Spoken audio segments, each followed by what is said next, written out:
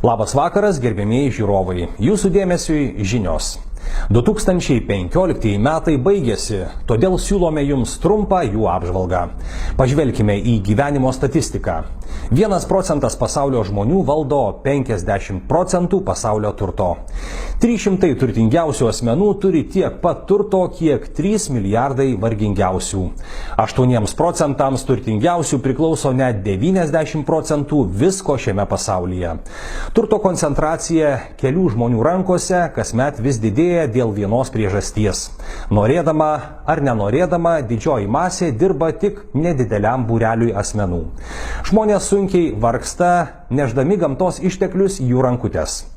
Štai Lietuvos statistika. Kiekvienas lietuvis vidutiniškai per mėnesį gauna 300 eurų pajamų. Deja, maistui, būstui, transportui, kuriuo važiuoja į darbą ir kitoms būtinoms išlaidoms, jis išleidžia 240 eurų. Jam lieka vos 60 eurų, iš kurių 40 jis praleidžia alkoholiui, cigaretėms ir restoranams.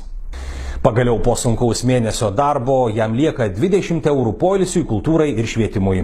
Kai tuo tarpu iš kiekvieno dirbančiojo privatus verslas uždirba vidutiniškai 420 eurų.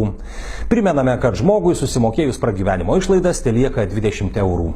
Mūsų kultūra tapo kaip bičių ferma, o pasaulis dideliu medaus fabriku, kuriame eilinis žmogus yra bitutė, visą dieną renkanti medų, o už tai gaunanti tik truputį cukraus. Žmogus gimsta ligoninėje, kuri yra kaip gimdymo konvejeris ir patenka į išsilavinimo sistemą, kurioje konvejeriniu būdu ruošia būsimas bitutes. Jos darbščiai neša medutį, tiek iš jų ir tereikalaujama.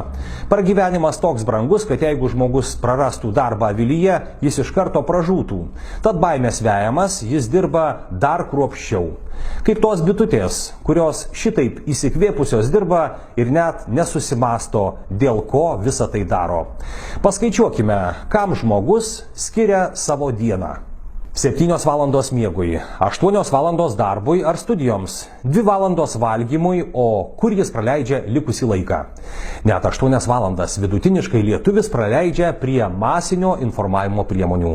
Tai yra televizija, internetas, radijas ir spauda. Vadinasi, arba lietuvis turi 25 valandas per parą, arba dalį darbo laiko praleidžia Facebook'e. Mokslininkai suskaičiavo, kad panaudojus masinės informavimo priemonės, net 94% žmonių nuomonę bet kokiu klausimu galima pakeisti per 7 dienas. Štai ir atsakymas. Masinė medija priklauso tai pačiai pramoniai, kuriai ir dirba darbščiosios bitutės. Ir ji naudojama kaip auklėjamoji priemonė formuojant vertybės ir tikrą nuoširdžiai darbinę nuotaiką tėvynės labui. Statistinis lietuvis nesupranta viso šito maskarado, nes dalį savo pajamų skiria alkoholiui, kuris visiškai užblokuoja jo gebėjimą mąstyti ir šiek tiek trumpam nuramina po sunkios darbo dienos kylantį stresą.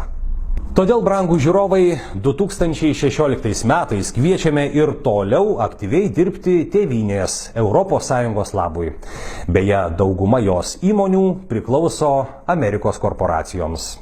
Siekdami išlaikyti produktyvumą, jokių būdų nemeskite gerti, o dar svarbiau, jokių būdų nepradėkite skaityti vertingų knygų. Pavyzdžiui, tokių. Arba neduokdie štai tokių. Ir svarbiausia, būtinai likite su Facebook'u ir būtiniausiai su televizija.